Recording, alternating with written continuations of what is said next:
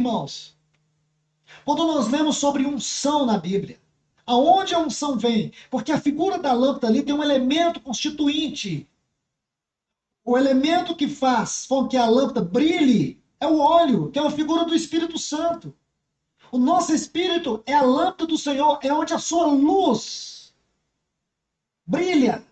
É onde o Senhor é refletido no nosso espírito. Então esse texto é muito importante. Deixa eu Ou avançar um seja, pouco. o ser humano que nasceu de novo, ele reflete Cristo. Se você não vê num ser humano que nasce de novo, que tem espírito vivificado, que tem então a habitação do Espírito Santo, e você não percebe Cristo nele, é porque você não tem Cristo em você.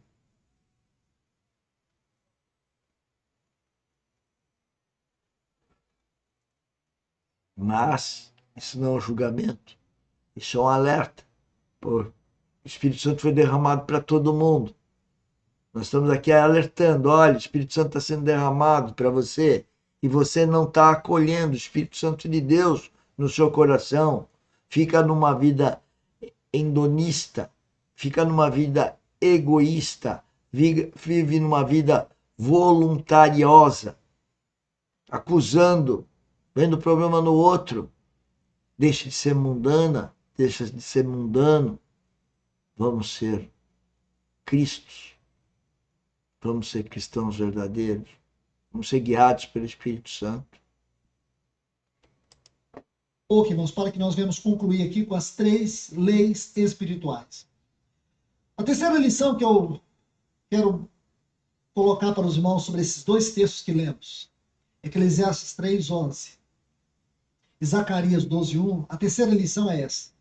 O espírito humano foi projetado divinamente para que o Espírito Santo pudesse habitá-lo eternamente. Porque lembre-se que o nosso Senhor Jesus disse que ele viria para estar para sempre conosco, para nos habitar para sempre. Senhores, é uma dádiva. Aqui eu quero colocar 2 porções de textos. A primeira está em Romanos capítulo 8, os versículos 9 e 10, que diz assim: preste atenção porque os textos, eles falam, não precisa nem fazer uma exposição bíblica deles. Eles por si mesmos falam. Vós, porém, não estáis na carne,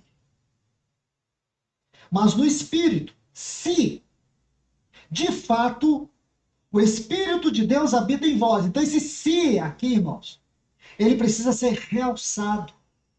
Se o Espírito de Deus de fato habita em vós. E se, olha outro se, eu digo para vocês, irmãos, vocês podem não concordar comigo, mas estes pequenos pontos aqui são de extrema importância para a interpretação do texto. Essas 2 letrinhas aqui. Senhores, veja o que o preletor, no caso o Luiz Fontes, está fazendo. Ele está lendo, ele estuda isso desde os 12, 15 anos, pelo que eu entendo, e ele está lendo, explicando para a gente por que a gente não ouve, por que a gente não tem tempo. A gente faz esse trabalho há 2 anos, publicamente. Por que eu comecei a falar publicamente? Porque as pessoas não queriam me ouvir. As pessoas próximas de mim não queriam e não querem me ouvir. Trouxe os preletores, coloquei nas redes sociais, continuam não querendo ouvir. Por que será? Porque vivem num mundo de trevas, não enxergam, não ouvem, pois só têm os ouvidos naturais, os olhos naturais, que só veem coisas naturais, não têm o ouvido e os olhos do coração, da alma, no espírito. Não há habitação do espírito, portanto somos cegos se nós não temos o Espírito Santo. Ele que traz luz, ele que traz a face de Cristo, ele que traz um relacionamento com Deus. Oração só funciona com um novo nascimento. Porque é uma revelação com Deus. Aqui, essa palavra de duas letrinhas, se, digo para vocês, é a chave para a interpretação destes dois versículos. Se, entende? Aqui está a grande chave. Se alguém não tem o Espírito de Cristo, esse tal não é dele. Olha de novo. Se. Por que, irmãos? Tanta insistência de Paulo. Se. Se, porém, Cristo está em vós, o corpo, na verdade, está morto. Quando ele fala que vós, porém, não estáis na carne. Então a expressão corpo está ligada com essa frase. O corpo, quer dizer, a carne. O corpo, na verdade, está morto por causa do pecado. Mas o espírito é vida por causa da justiça. Olha que paradoxo lindo, irmãos. O que quer dizer isso? Por um lado, o corpo está morto, a nossa carne. Ela perdeu sua força. Se Cristo habita no nosso espírito, nós somos dele. Ok? Se Cristo habita no nosso espírito, ou se o Espírito habita em nós, Cristo habita em nós. E se o Espírito e Cristo habitam em nós, nós somos dele.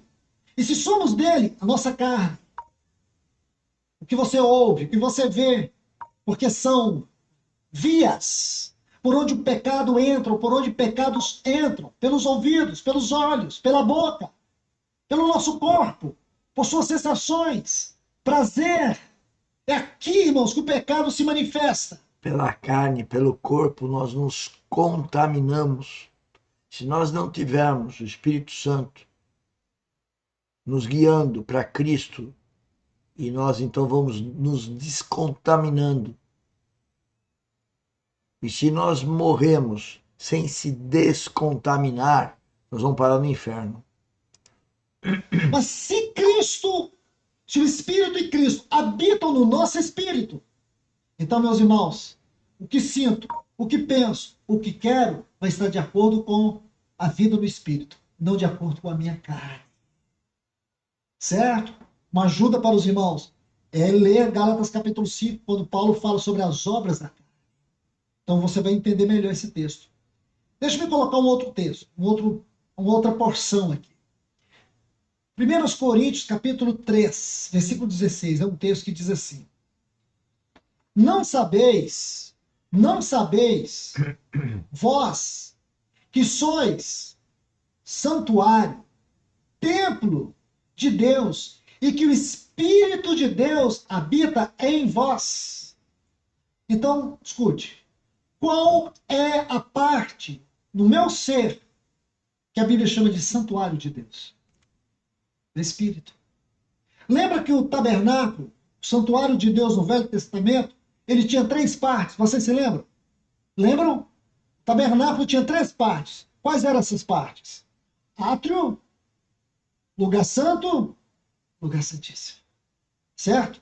Assim nós podemos ver o nosso corpo, a nossa alma e o nosso espírito. Então nós somos o santuário.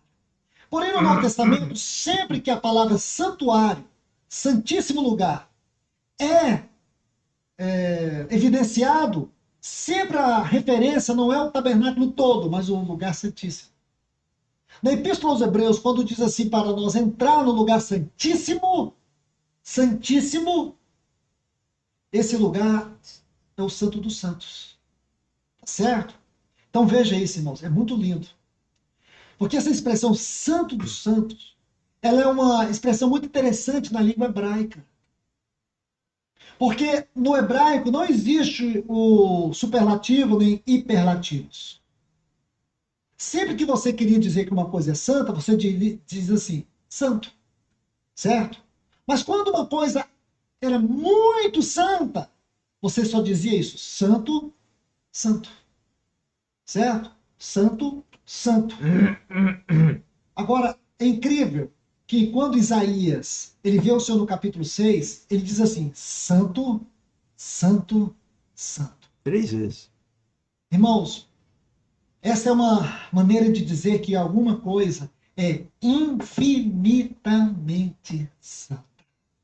Só existe um ser infinitamente santo.